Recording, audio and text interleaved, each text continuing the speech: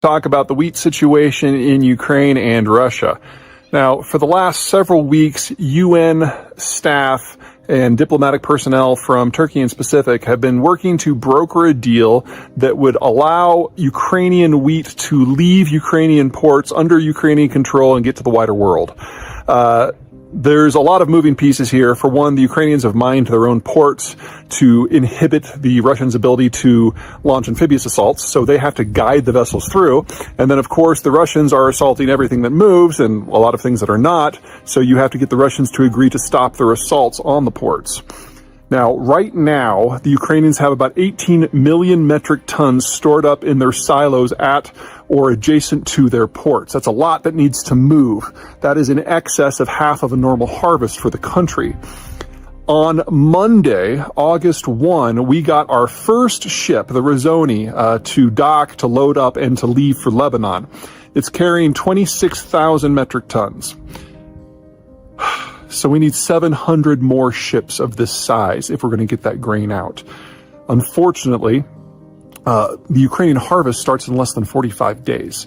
So you're talking about needing to get a dozen or so vessels in there every single day. So far, we've had one.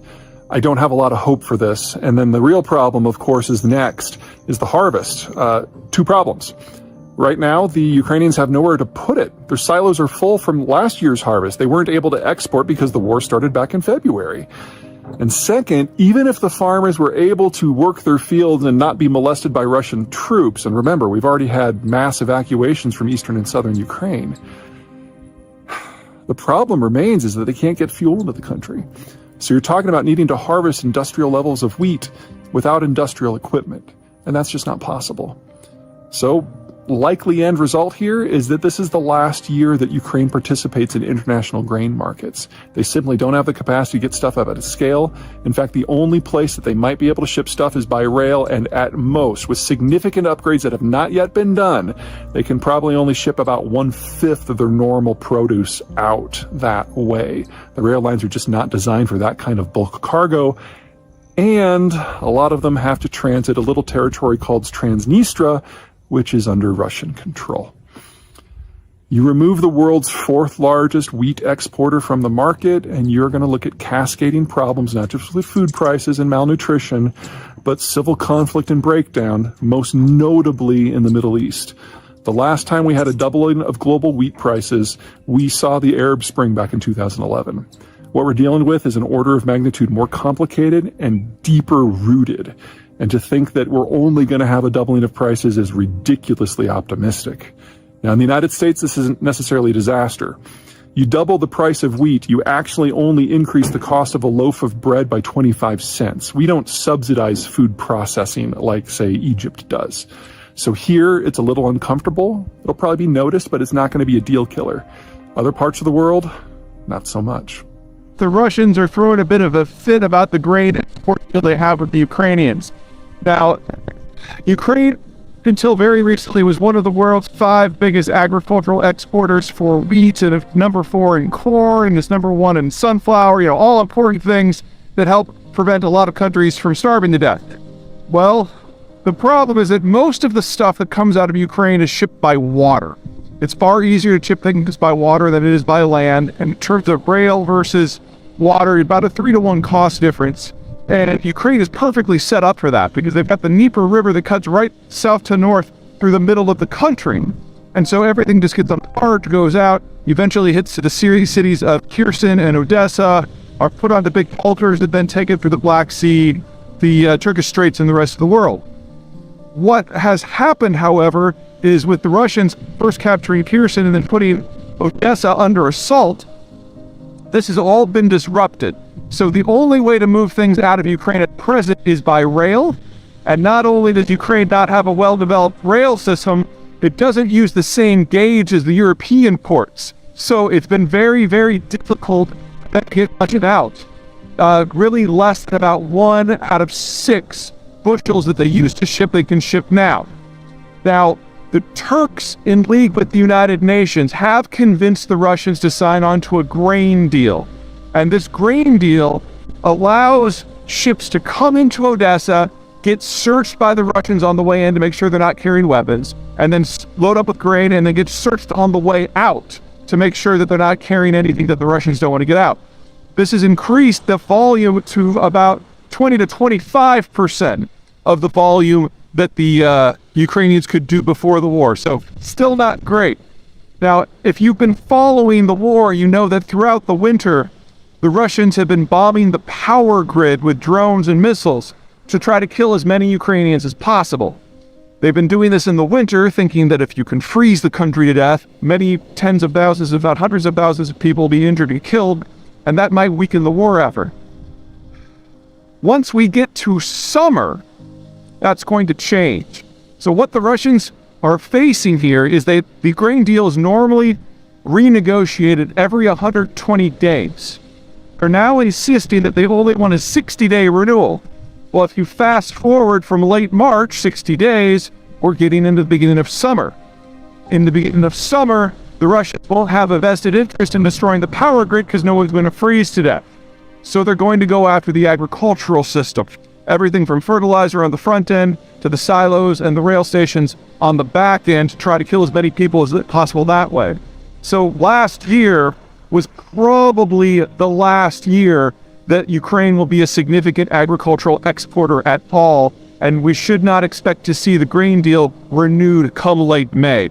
That's just the situation we're in. And if you throw in the problems with natural gas and nitrogen processing in Europe hitting the fertilizer market, the problems getting potash out of Belarus hitting the fertilizer market, the problems getting phosphate out of China hitting the fertilizer market, later this year is going to be really rough for a lot of places. I want to use today as an opportunity to talk about some of the agricultural things that are going on in the Ukrainian space. Specifically, we now have a coalition of 5 EU countries that have decided they're not going to accept any shipments any longer from Ukraine. They'll still allow transshipments, so it's not like the stuff is completely gone now, but they're not going to take the deliveries themselves. You've got 5 countries: Poland, Hungary, Slovakia, Bulgaria, and Romania, all of who are relatively significant agricultural producers for a lot of the same products that come out of Ukraine. And what's been happening is the Ukrainians have lost the ability to do their normal export systems. Normally, they would ship everything out by water down the Dnieper, get it packaged at a place like Mykolaiv or Odessa, and then shipped out to the wider world. Or they would process it and crush it, in the case of sunflower, at home, and then ship out the intermediate product. They can't do any of that right now. Power grid is not stable enough to do the crushing, and most of the crushing is in ports, several of which are under Russian control. And the Russians have the ability, because they have naval supremacy in the area, to prevent any sort of bulker from coming or going without their express say-so. Now, there has been a deal in place that allows the Ukrainians to export somewhat. Basically, the Russians insist on inspecting the bulker on the way in and the way out to make sure it's not being used to smuggle. And that deal is basically fallen apart now. So it's been going less and less and less over the winter, and now it's basically defunct. And the Russians are indicating that they really have no intention of re-upping it at all. Now, this used to be 80%. Almost 90% of Ukraine's exports. You can rail stuff out, but now 3 problems. Number 1, there's a different rail gauge between the European Union and the former Soviet world, so that's a problem. And there are only so many carriages that can adjust. Number 2, all of the countries that are on the edge, Poland, Romania, and the rest, they're all grain exporters themselves. So when the Ukrainian stuff was coming in, it was getting dumped on the local market. Local farmers were getting quite aggroed. And now they can't do that. So you can still export it through these countries to other places, but then you need twice as many rail cars that are capable of that jump, or you need a facility at the border that can shift the grain from one car to another, and those just don't exist at scale, and now you need twice as many to get the same amount of stuff out. So all told, with these 2 problems in place, you're looking at Ukrainian grain exports dropping by roughly 80 to 92%. And there's really no way around that. The third problem is that processing stage. The Ukrainians, while always being a significant exporter of the raw stuff, also did a lot of crushing specifically for their sunflowers. Well, with that crushing now inaccessible, they need to find another facility. There are facilities in all 5 of these countries, but they process local stuff. So once you process an agricultural commodity into things like oil, it takes up a lot less space. It's higher value to bulk. Well, not only are the Ukrainians not able to do that now, so they get this higher bulk, lower value product, they have to send it farther. And it just takes too much effort and too much cost, and there's not enough infrastructure to support it.